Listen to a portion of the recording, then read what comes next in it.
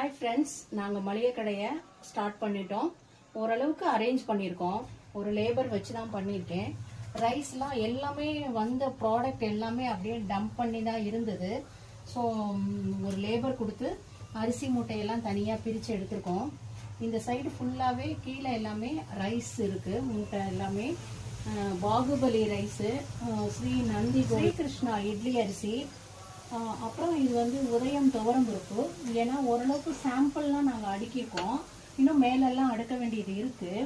இது வந்து உளுந்தம்பருப்பு, உதயம் உளுந்தம்பருப்பு 1 kg பேக்கு. உதயம் எல்லாம் பிராண்டான ஐட்டம் தான்.